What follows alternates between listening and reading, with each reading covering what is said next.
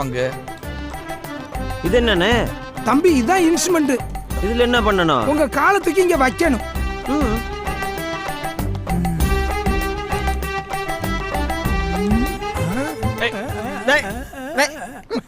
கொஞ்சம் பொறுத்து தம்பி, அப்படித்தான் இருக்கு.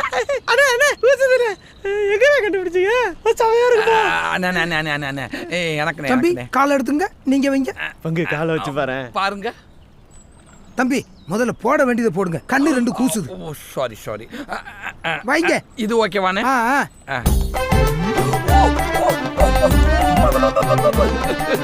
கிளிகிளிப்பா இருக்கு தம்பி நான் கால்ல வச்சு நோண்டது ஒண்ணு சிலுக்கு சுமதா விரல்ல குத்தூசி வச்சு இறக்கிடுவேன். கால் எடுங்க.